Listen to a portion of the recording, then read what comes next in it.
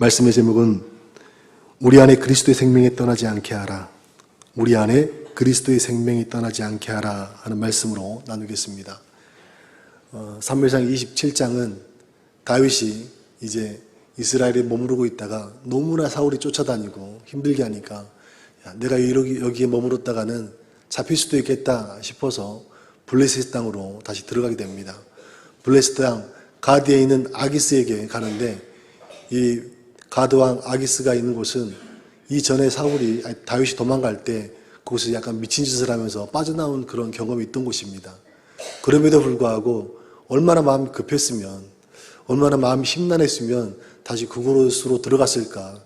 자식에는 굉장히 굴욕적인 그런 곳이었고 정말 아픔이 있는 그런 곳인데 다시 그곳으로 들어갔다는 것은 지금 다윗의 마음의 상태가 좀 믿음이 없는 상태? 그 상태가 아니면 엄청난 그 마음의 상태가 심각한 상태. 그렇다고 거꾸로 넘어진 상태는 아니겠지만 아무튼 그런 상태인 것 같다는 생각이 듭니다. 그러고 났더니 더 이상 사울이 다윗을 쫓아다니지 않았다 그래요. 그 모든 것을 멈추게 되었습니다. 다윗에게는 600명의 사람들이 있었죠.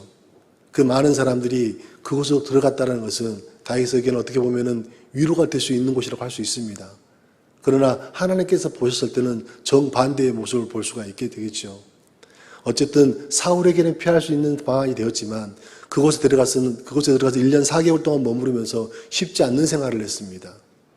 아기스의 눈치를 봐야 됐어요. 그리고 나는 이제부터 블레셋 사람입니다 하는 것들을 보여줘야 됐어요. 그리고 모든 것을 피하고 싶었기 때문에 내가 당신과 있는 건 좀 어려울 것 같고 조그만 동네를 주시면 그곳에서 머물러 살겠습니다 하면서 시글락이라는 동네에 살면서 계속해서 이제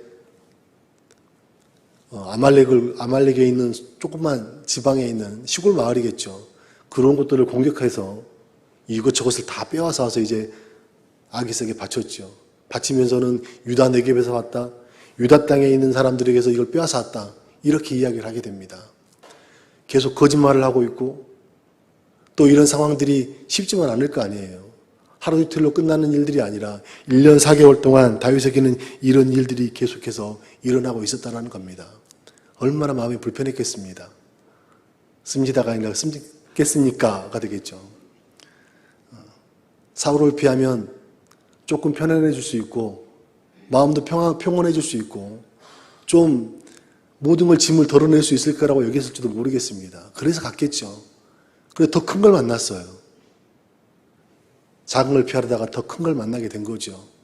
그리고 그 삶이 믿음의 삶이 아니라 계속해서 거짓말을 하고 있고 작은 지방을 공격했거든요. 혹시라도 이 사람들이 그 모든 것들을 다 발설할까 봐 다 죽여버렸습니다. 혼자만의 죄를 짓고 있는 것이 아니라 함께했던 600명들까지 다 죄를 짓게 한 거죠. 그러니 무슨 마음이 편했겠습니까? 너무나 고통 중에 아마도 고였을 것 같습니다. 얼마나 이 일을 충성되게 했으면 이 아기스 왕이 자신의 부하가 된 것처럼 이는 내 부하다라고 한 것처럼 그렇게 여기고 있다고 이야기합니다. 다윗은 모든 것에 최선을 다하는 것 같아요. 하나님을 믿는 것도 최선을 다했고 이렇게 범죄를 저지르는 것도 최선을 다하고 있는 모습을 볼 수 있습니다. 말씀을 좀 더 상고하도록 하겠습니다. 오늘 말씀 1절에 보니까 다윗이 마음에 생각하기를 하고 오늘 말씀이 시작하고 있습니다. 사울의 손에 붙잡힐 것만 같았던 느낌이 들었던 거죠. 다윗에게는 계속 반복된 일이 있었습니다. 해결되지 않는 일 때문에 굉장히 마음이 무거웠죠. 사울이 쫓아다닌 것만이 그의 문제가 아니었습니다. 다윗이 머물렀던 곳, 누가 다윗을 도왔다 그러면 그 모든 지방 사람들을 다 정말 전멸을 시키잖아요. 그러니까 다윗도 조심스러운 거예요. 차라리 그 동네 사람들이 다윗을 밀고 하면 그 동네 사람이 살 수 있었기 때문에 차라리 그게 더 마음이 편했는지도 모르겠습니다. 이런 반복된 일들이 계속 일어나고 있으니까 얼마나 스트레스가 많겠습니까? 혼자만의 일이 아니라 자기들이 거느리고 있는 그 600명이 넘는 사람들까지 도와줘야 되잖아요. 먹여 살려야 되잖아요. 뭔가를 결정해야 되고 또 뭔가를 이뤄내야지만이 다 목숨을 부지할 수 있었기 때문에 쉽지 않습니다. 선지자의 말을 통해서 유다 땅에 들어오긴 했지만 끝까지 도망자신 사람입니다. 오죽했으면 이 점 말씀을 보면은 그가 이 이스라엘 땅에서 기업을 물고 싶습니다. 이 이스라엘 땅에서 이 기업을 가지고 살고 싶은 게 이게 복 아니겠습니까? 하면서 사울에게 이렇게 호소를 하잖아요. 그만큼 다윗의 마음은 이스라엘 땅에 있지만 그 상황이 다윗에게는 녹록지 않았습니다. 쫓길 때마다 불안했고 늘 조급했을 것 같아요. 한번 사람들 마음속에 두려움이나 떨림이 들어오기 시작하면 어떻게 해야 될지는 모릅니다. 제일 좋은 방법을 생각하는 게 그 자리를 떠나는 거죠. 다윗이 그랬습니다. 자기가 여기 있으면 라마에 있으면 라마가 큰 일을 당할까 봐 불안할까 봐 떠나잖아요. 노브 땅으로 떠나고 또 노브에서도 떠나자마자 노브에 있는 사람들은 다 전멸을 당하고 이런 일들이 반복되다 보니까 늘 불안하고 미안하고 어떻게 할 수 없는 방법들이 없었던 거지요. 어쨌든 다윗은 반복된 삶을 통해서 주위에 있는 많은 사람들이 고통받고 있다는 사실을 너무나 잘 알았고 자신은 돕는 모든 사람들이 죽음을 변치 못했기 때문에 다윗은 이렇게 결정할 수밖에 없었던 것 같습니다. 그러나 우리가 더 중요하게 생각할 것은 이 결정이 내 결정인가 하나님께서 원하시는 결정인가가 먼저 중요하겠죠. 하나님께서 계시는 곳에서는 어떤 상황에서 다윗이 죽지 않았습니다. 우리가 영화를 보면 알겠지만 주인공은 잘 안 죽어요. 오늘 죽었으면 사무엘상은 그냥 끝나는 거예요. 이제 다윗 아무것도 없었게 되겠죠. 그 사실을 분명히 다윗도 알았을 겁니다. 그러나 지금 그 마음의 상태가 그렇지 못했다는 것을 보여주고 있습니다. 모든 결정은 하나님으로부터 이루어져야 되는데 오늘 다윗은 그렇지 못하고 있습니다. 마음에 생각하기를 자기 마음이 그렇게 느꼈던 거예요. 우리의 마음은 영적인 것과 육적인 것이 함께 모이는 장소입니다. 가장 아름다운 결정을 우리 마음에서 결정을 해야 되고 고백을 해야 되는 거죠. 가장 믿음의 상태를 유지할 수 있는 그곳이 바로 마음입니다. 그렇지 않게 되면 육체의 마음이 생기게 되면 우리 안에 생각이 많아지게 되고 하나님의 뜻이 멀어지게 되고 또 잘못된 결정을 할 수밖에 없습니다. 다윗이 도망갈 때 블레셋에 갔을 때 이렇게 미친 척 했잖아요. 갑자기 오늘 말씀을 보다 그런 생각이 드는 거예요. 그때 미친 척한 이유가 뭐였을까? 물론 살려고 그랬겠죠. 근데 오늘 말씀을 보면서 무슨 생각이 들었냐면 그만큼 그곳을 떠나고 싶었을 것 같다. 자기가 미친 척을 해서라도 세상이 주는 그런 그곳, 불의가 있는 곳, 하나님의 사람들이 모이면 안 되는 곳, 미친 척 해서라도 떠나고 싶었던 것이 블레셋이었구나 하는 생각이 들었거든요. 오늘 보니까 다시 그곳을 들어가려고 해요. 그렇게 자기가 혐오스럽게 생각하고 굴욕적인 모습을 보였던 그곳으로 다시 돌아가고 있는 그 모습. 지금 다윗 상태가 충만하지 않다는 것을 보여주고 있습니다. 내가 그걸 감수해서라도 이런 상황은 내가 못 견딜 것 같아 하면서 그곳을 들어가게 된 거죠. 험난한 일이 있을 줄 알면서 다윗은 들어간 겁니다. 생각이 깊으면 내 결정이 됩니다. 그래서 우리는 생각하기 전에 하나님께 물어야 되겠죠. 기도가 깊어지면 하나님의 결정을 이야기하게 됩니다. 내 생각이 깊어지면 걱정이 되고 우리가 기도가 깊어지면 마음에 평안이 찾아오는 것처럼 우리는 내 생각과 내 방법을 찾는 것이 아니라 그 속에서 끊임없이 하나님 앞에 묻고 하나님의 응답이 없으면 멈춰 서 있어야죠. 가지 말라는데 가면 되겠습니까? 이스라엘 백성들이 마지막에 출애굽기 마지막에 보면은 이제 온전한 믿음의 상태가 되었습니다. 구름 기둥이 있을 때는 그곳에 멈춰섰고 그 움직이면은 이동했던 것처럼 온전히 하나님 앞에 합한 자, 하나님 앞에 속한 사람이 되었을 때 우리는 움직일 수가 있고 따라갈 수 있게 되는 거죠. 우리의 결정, 우리의 생각 방법들이 하나님께서 원하시는 생각과 방법이 되기를 원합니다. 다윗이 마음에 생각이 많아졌다는 것은 하나님께 기도하며 결정한 것이 아니라 본인의 마음속에 계속해서 끊임없이 자신의 생각들이 많았다는 것을 보여주고 있는 거죠. 다윗의 상황을 생각하면 충분히 이해할 수 있는 부분이긴 합니다. 그 어마어마하게 많은 숫자를 어떻게 혼자 책임을 질 수 있겠어요? 그러나 아쉬운 건 한 번이라도 하나님이 물었더라면, 한 번이라도 이 상황을 자기의 마음의 상태를 물었더라면 얼마나 좋았을까 하는 생각이 듭니다. 다윗의 인생이나 우리의 인생이나 뭐 비슷하잖아요. 우리가 다윗처럼 이렇게 범죄하고 또 실수하고 넘어지는 일들도 다윗 왕도 그랬는데 내 마음에 합한 자라 했던 하나님의 말씀처럼 그런 존재임에도 불구하고 늘 넘어지는 모습을 보여준 것처럼 우리의 삶도 늘 그랬던 것 같습니다. 그러나 조금 지혜롭다면 내 마음이 어떻든지 한번 물어보기도 하고 그 음성이 들리지 않으면 좀 멈춰서 보기도 하고 제일 좋은 방법 하나 알려드리겠습니다. 응답이 없을 때는 목사님을 찾아가세요. 답을 이야기했는데 아멘을 안 하는군요. 그렇죠? 여러분들이 마음속에 고민이 있거나 또 이게 기도로 해결이 안 될 때는 인도자를 따라가는 게 제일 좋습니다. 안내자에게 묻고 어떻게 따라가면 좋겠어요 하고 묻는 게 지혜 아니겠습니까? 꼭 기도도 안 하는 사람들이 잘 안 따라가요. 잘 물어보지도 않고. 죄송합니다. 어쨌든 열심히 물어보세요. 목사님이 물어보는 게 제일 좋아합니다. 카톡으로 물어보시든지. 네. 생각이 많으면 하나님의 뜻이 될 수 없고 기도가 많으면 아버지의 일을 하게 된답니다. 그래서 늘 기도로 깨어있고 말씀으로 충만한 상태가 되면 좀 더 우리가 인생 살아가는 데 지혜로운 인생이 되지 않을까 하는 생각을 해봅니다.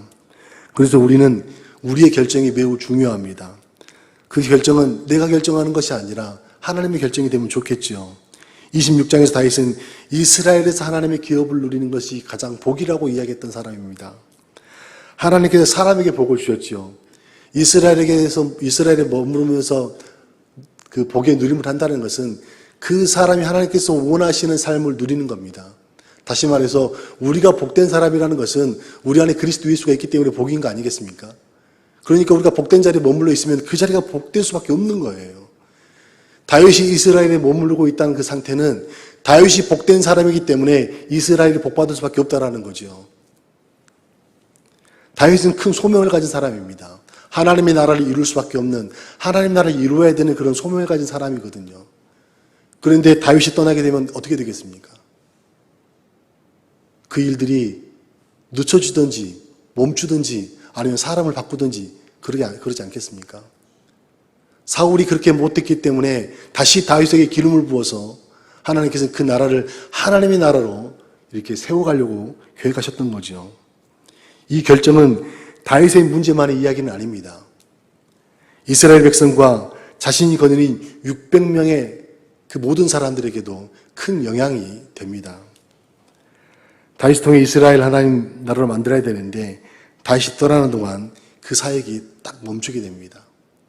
말씀해 보니까 우리에게 주어진 사역들 있잖아요. 각자의 주어진 사역들이 있습니다. 그 사람이 여기서 떠나잖아요. 그 사람의 사역은 여기서 멈추는 거예요. 다시 그 사역을 하기 위해서는 그 사람이 돌아와야 된다든지 아니면 그 사람을 치우고 다른 사람을 대체하게 되는 거죠. 다윗이 이스라엘 백성을 떠났더니 이스라엘은 엄청난 일들이 벌어지게 됩니다.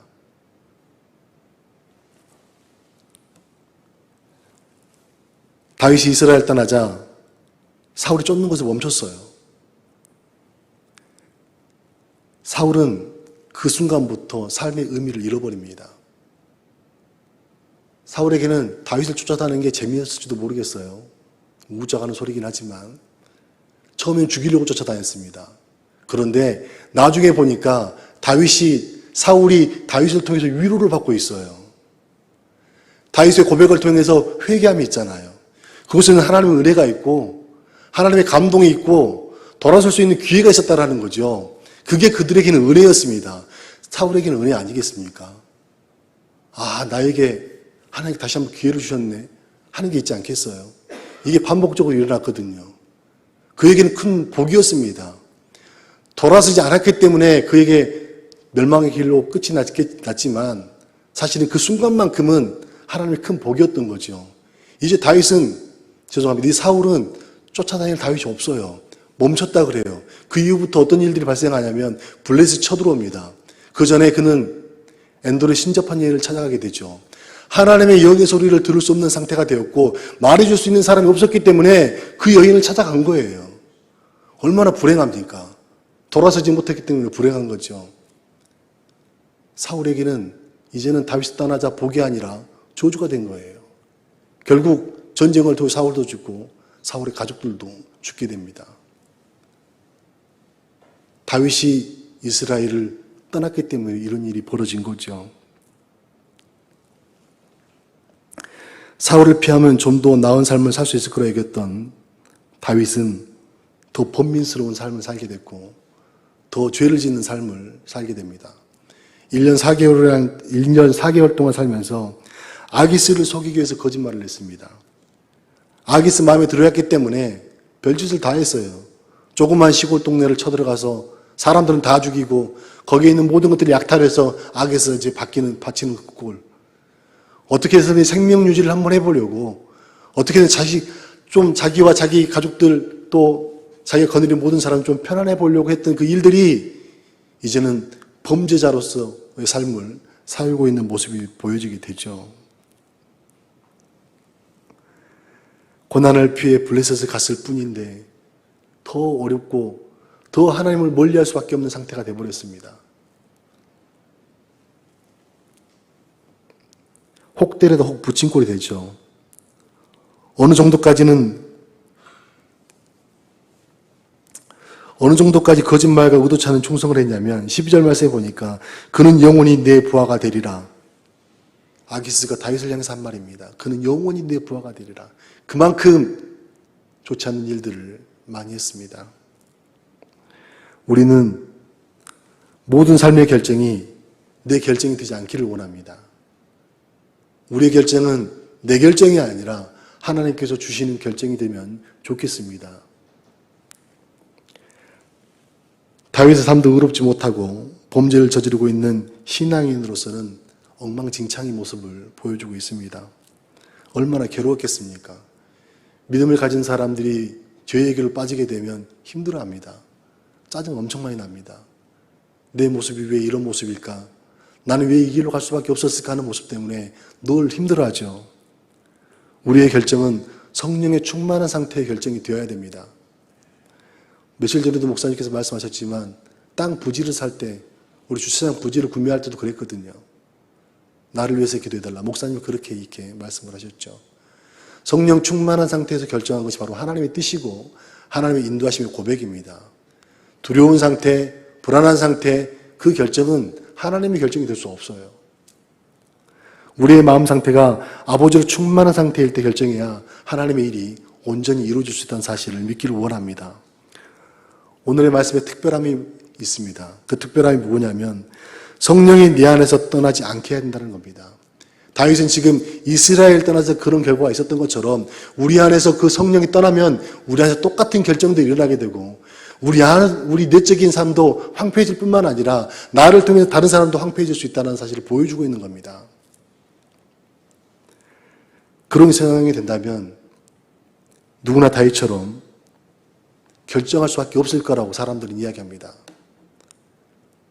네가 그런 삶을 살아봤어? 어떤 분한테 물어봤더니 당신이 그렇게 해줄 거야? 네가 그렇게 살아봤어? 이렇게 이야기하더라고요. 그 사람은 그만큼 믿음이 떨어진 상태이고 하나님이 이 안에서 없는 상태를 보여주고 있는 것 같습니다. 그래서 우리는 지금 하나님을 믿고 잘 따르고 있다면 이 상태를 유지할 수 있어야 됩니다. 믿음의 상태를 유지하고 성령의 충만함을 잊기 위해서 우리는 늘 간구해야 되는 거죠. 우리가 복된 이유는 그리스도의 생명이 우리 안에 있기 때문에 우리는 복의 사람입니다. 그분이 나를 따르면 우리는 더 이상 복의 사람이 아닙니다. 교회에 그리스도 예수가 없다. 교회 아닙니다. 우리 안에 그리스도 예수가 없으면 우리도 믿음의 사람이 아닌 거예요. 그분이 나를 떠나면 우리는 더 이상 복의 사람이 아닙니다. 있는 자리도 복되지 못하고 다른 곳에 가도 복 있는 사람의 역할을 할 수 없습니다.